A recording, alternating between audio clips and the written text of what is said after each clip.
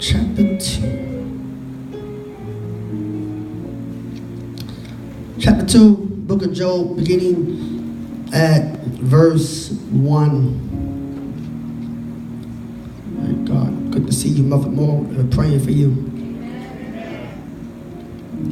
Book of Job, chapter 2, verse 1.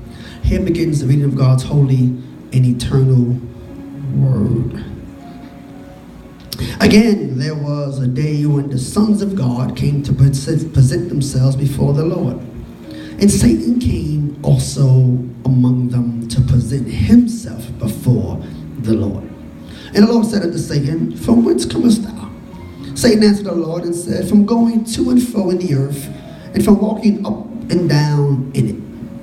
And the Lord said unto Satan, Hast thou considered my servant Job, that there is none like him in the earth, a perfect and an upright man, one that feareth God and escheweth evil? And still he holdeth fast his integrity. Although thou moved me against him to destroy him without cause. And Satan answered the Lord and said, Skin for skin, yea, all that a man hath will he give for his life. But put forth thine hand now, and touch his bone and his flesh, and he will curse thee to your face. And the Lord said unto Satan, Behold, he is in your hand, but save his life. So went Satan forth from the presence of the Lord, and smote Job with sore boils from the sole of his foot unto the crown of his head. And he took a potsherd and scraped himself with it. And he sat down amongst the ashes. Then said his wife unto him, Dost thou still retain your integrity? Curse God and die. So far, the scripture. Then said his wife unto him, Do you still retain your integrity? Curse God, Job, and die. For your consideration, I want to continue this subject that we visited last week. Recommendations, commendations, and frustrations. Amen. You may be seated in the presence of our God. Recommendations, commendations, and frustrations. We went on a journey on last Sunday to talk about this man called Job, who he's described as having an upright disposition. The Bible says that Job is perfect. He's upright. He fears God, and he eschewed evil. Talks about Job's character. His character. And it's something that if you're going to be saved, you're going to need good character. Amen. Because your reputation precedes you. Before you get to a place, your rep has already gone there. And people are judging you not based on their interaction with you, but they're judging you based on what they already heard about you. So you can be a nice person, but your rep somehow was communicated that you're a bad person. And now when you go to certain places, they treat you not according to conversation, but according to gossip. You are treated, you are spoken to, and you are handled in such a way that is not warranted, but somehow your rep got out there.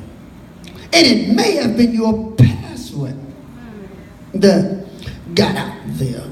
So to kind of save yourself, we are going to have to guard our reputation. Yep. Amen. You can't hang with everybody once you're saved. You can't be around everybody once you come to God. I know they are still your friends.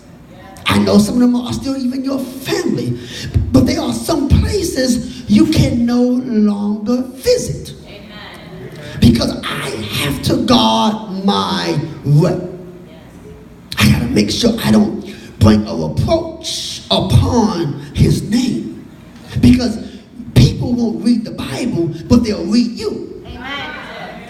You are the only Bible that some people will ever read. Amen. So the only way they get to know God is by watching you. Amen. The only way they hear God is by listening to you. Therefore, you are a living epistle, and when people see you, they need to see God. Yes. When they saw Job, they saw God. When they got around Job, they experienced God. When they spoke to Job, they heard things about God. Job had an upright character. Not only did he have an upright character, the Bible says he also had some stuff. He had substance. He had 7,000 of this and 3,000 of that and 500 of this and 500 of that. And when God sees that your character is right, he'll begin to give you stuff, because he knows that the stuff don't have you, you have it. Amen. So you got to learn, if God gives you something, to wear it loosely. You got to learn that when God gives you stuff, that it is the hand of God that gave it to you, and it's the hand of God who can take it away from you. Anything that God gives you and you place it above God, it becomes your God. Now you have offended God. How do I give you a car and you make it more important than me? How do I give you a house that you make it more important than my house? How do I dress you and stuff and now you won't even come and give me, but you have made my stuff greater than me. We've made gods out of things. Amen. We've made gods out of houses. We made gods out of cars. We made gods out of phones.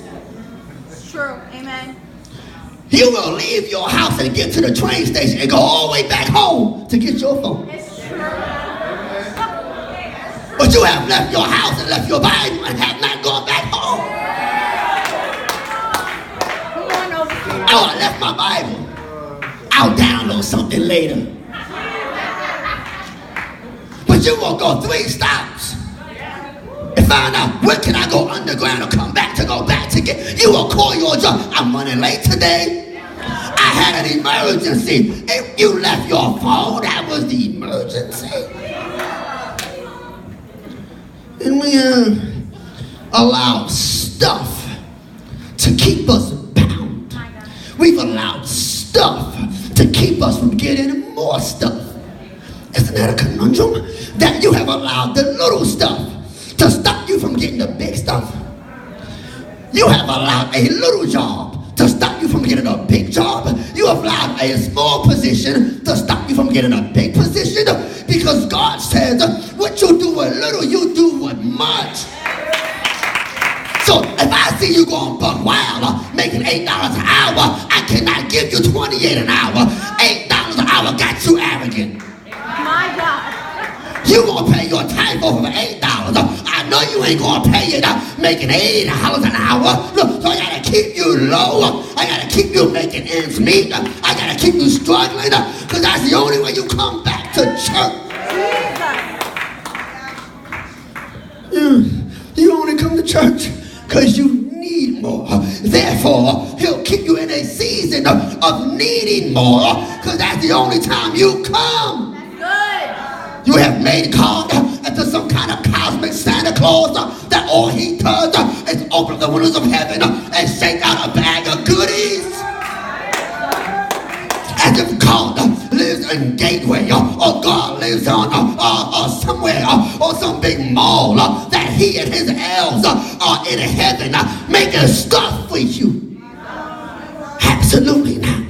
God doesn't exist to give you stuff. God does not exist to give you clothes. He does not exist to give you a house. God exists to give you salvation. All that other stuff is extra. It's extra. It's extra. It's extra. It's extra. I'll give you all that stuff. If I found out that that stuff won't have you, I'll give you that stuff. If I found out that it means nothing to you, I'll give you that stuff. It ain't nothing but paper.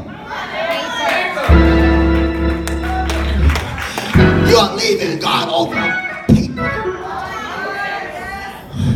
It's all about the Benjamins. You will leave God for paper. Absolutely not. When you think about where you was, when you think about the hell God brought you out of, when you think about the stuff you were in, you was lost your mind.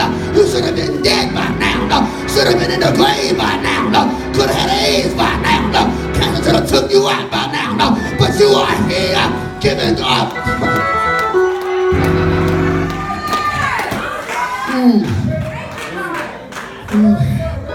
I told you, the real test of your character is not when you're broke, it's when you got money. Right.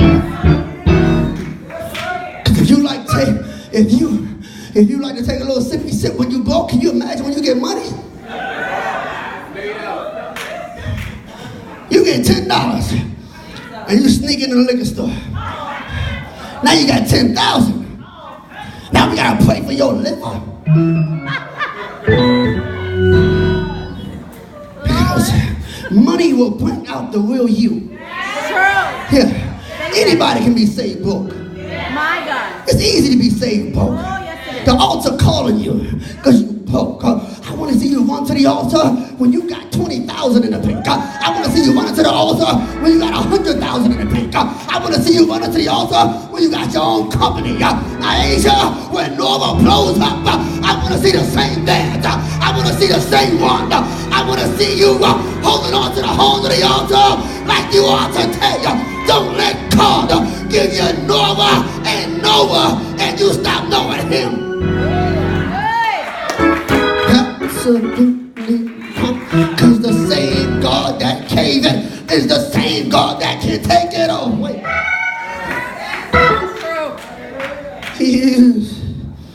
He is recommended. He's recommended for hell. My God. Satan is bored. Satan needs something to do. God asked Satan, won't you go after Job? God commends Job. And he, for the second time, says that Job is perfect. He's upright. He has integrity. He eschews evil. God makes a commendation off of Job's character. Can you imagine if God made commendations based on your character? How many of you would walk around with commendation cards? How many of you would walk around with pins and buttons? Say, look what the Lord gave me. The Lord looked down from heaven and saw that I was a good boy. The Lord looked down from heaven and saw I was a good girl. I ain't mad at nobody. I forgive people. I don't stay mad. I don't stay angry. No. Forget that. No, the Lord looked down and saw that I'm perfect.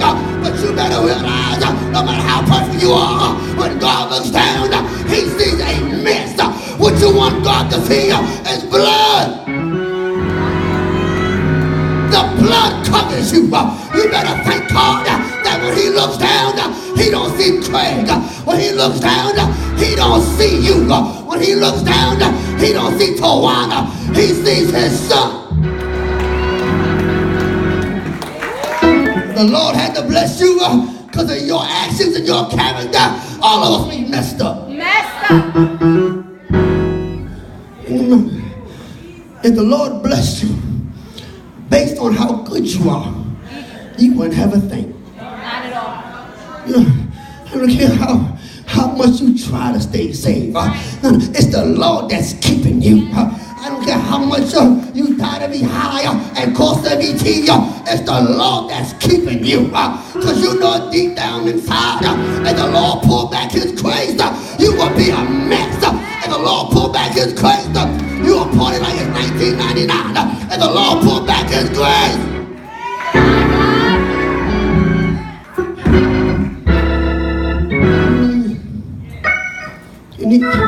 He commends Job. And then he recommends Job to Satan. Jesus. He recommends Job to Satan. That doesn't make any sense. And because he's commended and recommended, he enters into a season of frustration. And that's the season we all find ourselves in. Frustration. It is, what is it? It's an emotional response to opposition. Frustration is it's an emotional response to opposition. Have you ever found yourself thinking about something and just get frustrated? Amen. My God. Don't want to check the phone. Don't want to check no email. Don't want to check no text message. I'm frustrated. Why you walking like that? Because I'm frustrated. Why you got an attitude? Leave me alone. I'm frustrated. You ain't say hi when you walk by. Ain't nobody thinking about you. There's something going on in my life. I'm frustrated. You ever been through something and it come telling you, well, you know what the Bible says. There can be a season and a time you don't want to hear about no Bible. I'm just frustrated. Yeah, I'm frustrated. I'm frustrated. Not that the word don't work, but you and your humanity can get so frustrated that I don't want to hear nothing. All I need is for this thing to work out. Frustrated. I got hell at home. I'm frustrated. I got hell on the job. I'm frustrated. My bank account is a blank account. I'm frustrated. What they promised me, I did not get. I'm frustrated. The doctor said he sees something. I'm frustrated. My marriage that was cool one day is on the brink of tear. I'm frustrated. Folks are leaving church. I'm frustrated. Why are you mad? Don't trust me. You don't know my frustration.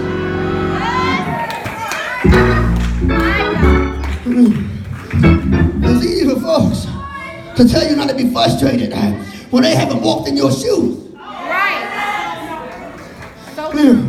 It's easy for you to say something when you haven't gone through what I've gone through. I've learned to stop going to folks who ain't been through what I've been through. I've learned to talk to people who've been through this. They can guide me. They can walk with me. They can hold my hand. Tell me how you got through. Tell me how you made it. Tell me how you prayed. Tell me how you fast. And because he brought you out, he's the same God that can bring me out. These folks, you talk to these folks, Greg, you talk to these folks, and you tell them there's a bit of cancer in my body, and they start saying, well, you know, my granddaddy died from cancer. You know, Uncle Lou died from cancer. Your mom, Mary, yeah, she died too. I need folks that when I tell them the doctor saw something, they say, child, that ain't nothing. My cousin had that. My mama had that. My sister had that. I had that. But the Lord delivered me. And because he did it for me, he can do it for you. Bring me somebody who has a testimony. All these perfect ain't been through nothing, folks. I don't want to talk to you. I want to talk to some folks who had a drinking problem. I want to talk to folks who had a sleeping problem. I want to talk to folks who had a disease, and the Lord worked it out.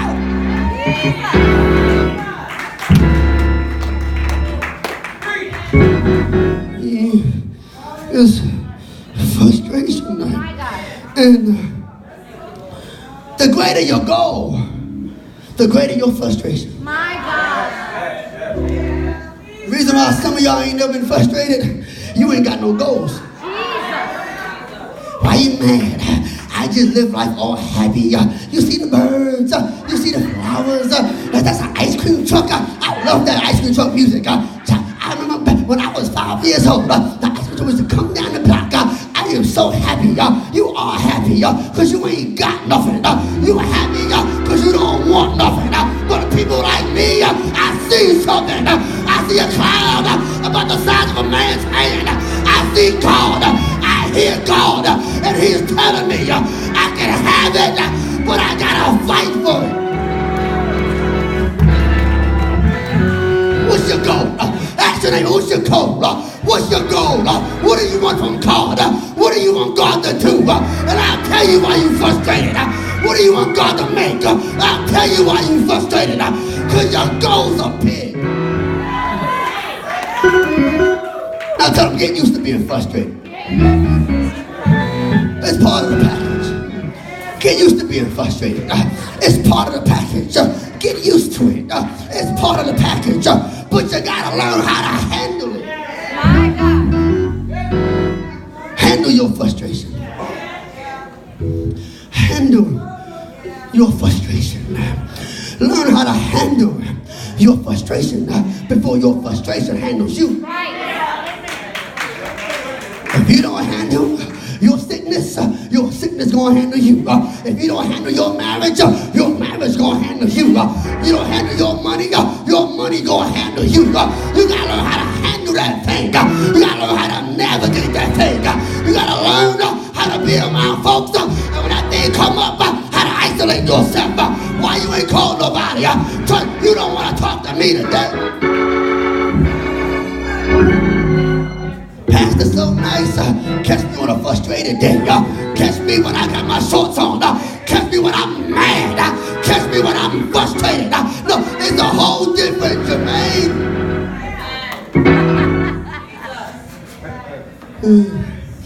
My daughter said the other day, she said, you yelling at me. She said, I guess you used to be home now. I said, yeah. One more day you doing dishes. But the cool thing about it is, she can handle my frustration. The reason some of y'all ain't never heard me yell, because some of y'all can't handle my frustration.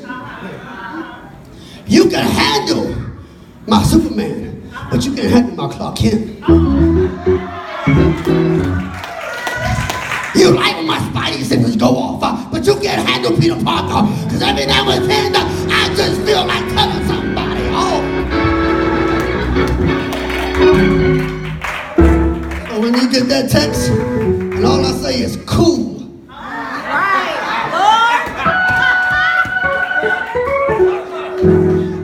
To me, I don't feel like talking. Cool. Because I got something going on here. Cool. There's something inside of me.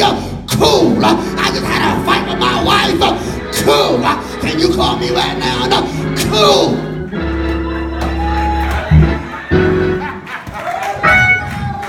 Anybody get a cool message from me?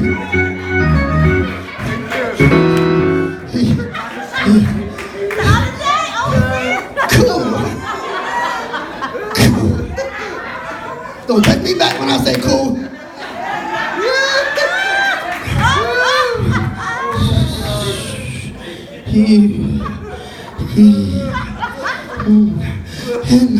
And the Bible says that Satan, he comes and he tells God. He says, God says, Job is good. And Satan says, he's good because you keep giving him stuff. Ain't that something? Some of us are only good when God is giving us stuff. You only come to church when God is giving you stuff. You only bless him when God is blessing you. But here's something to think about. The fact that you are breathing is a blessing. The fact that you can breathe in is a blessing. If you can go to the toilet, it's a blessing. You can wave your arm, that is a blessing. And the Bible says that God says, cool. It says, cool. You can touch his stuff.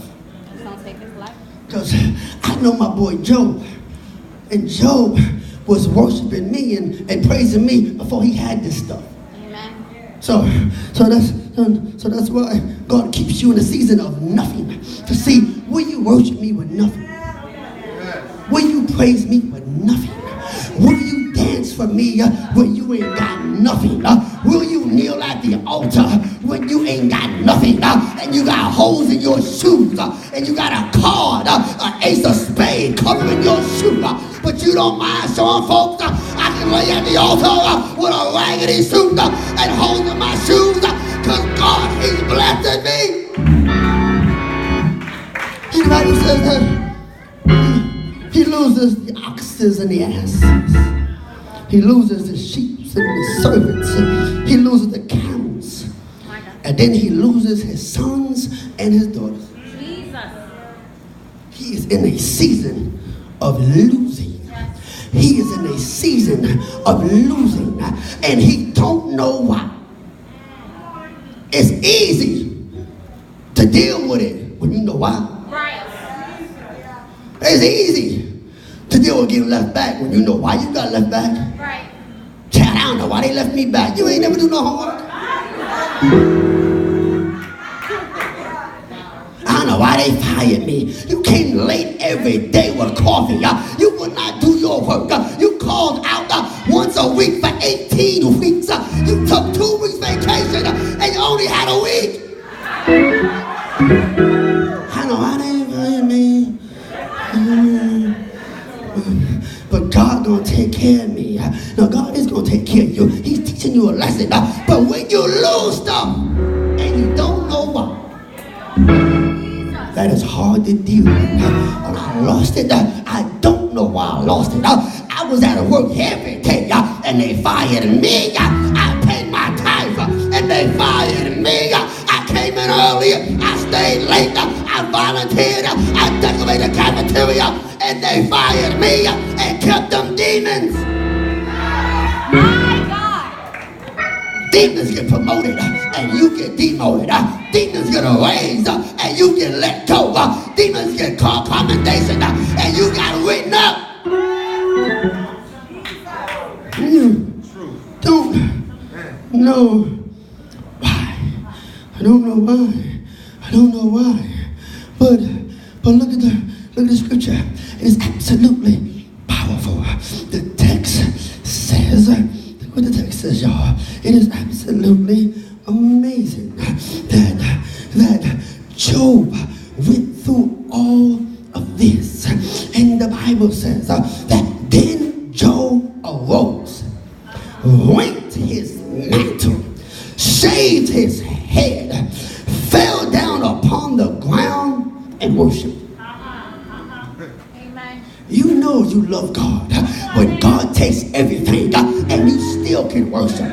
You know it's you and God when God stripped you of everything and you still can worship. I don't care what happens, I'm going to worship God. I don't care how bad it gets, don't stop worshiping God. I don't care how ugly it gets, don't stop worshiping God. You got a charge to keep and a God to glorify. How do you stop worshiping God? Because you mad, because you got an attitude. I don't care what happens, keep worshiping. Tell them keep worshiping. Come on, man. Tell them keep worshiping. Keep worshiping. Get on your knees. Raise your hand. Don't stop worshiping.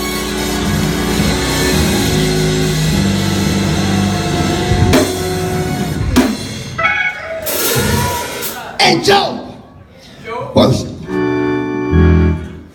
It didn't say Job complained. And Job left the church. And Job stopped tithing. And Job got an attitude with the leader. And Job took a sabbatical. And Job left the choir. And Job left the Levites. And Job wouldn't play the instrument. But the Bible says after all of that, Job still lose everything, but watch our worship. Take all that and watch our worship. Take the house and watch our worship. Take the car and watch our worship. Destroy that and watch our worship. Nothing shall separate separate me from the love of God. Where the worshipers at? Where the worshipers at? What section is the worshipers at? Look down your row. If they're not worshiping, find you another row.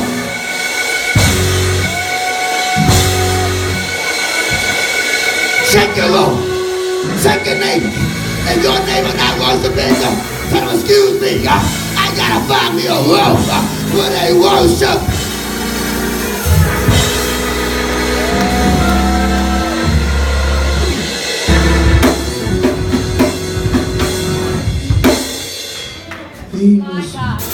Worship. But no matter how much you worship, Satan is persistent. Oh my God. He is unabating. He is relentless. He is constant. If you had the same patience that Satan has, can you imagine what you would have? What do you mean Satan is patient? What do you mean Satan? Why would you say that? Look what chapter 2 says. Again, there was a day. Again, there was a day. Now you gotta go to understand that. You gotta go back to chapter 1, verse 6. It says, now there was a day. There was a day. All this conversation has happened. All this stuff has happened. There was a conference call. There was a meeting between demons, angels, and God. And Job's name got all thrown up in the mix. There was a day. And Job lost his kids, his cattle, his sheep, his oxes, his asses. He lost it all. You would have thought that would have stopped. But the problem is that Job started worshiping.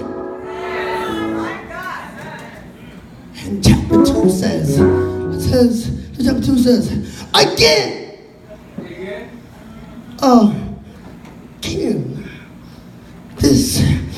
this is powerful.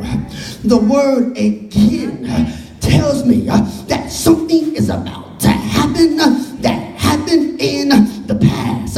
Again, first I was attacked. I got over that. But again, something came. I started worshiping, and I got fired again. I started praising, and he left me again. I started dancing, and I got hell again.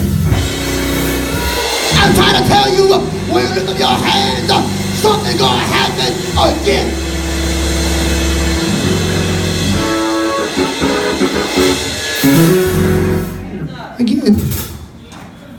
Again, there was a day the sons of God present themselves before the Lord, and look who's there again. Satan. He came again. He has access to the heavenlies. He has access to God. He is walking with the angels again. I got fired again. I got sick again.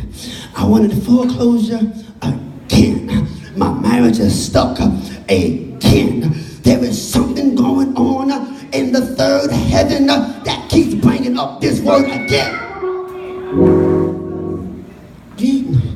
And the Bible says that he comes, and he is with God. And God said, what you doing, Satan? And Satan says, I'm just going to and fro. You know the story? Looking for and just chilling. And God makes another recommendation. Have you considered Job? You already let him take my stuff. God, isn't that enough?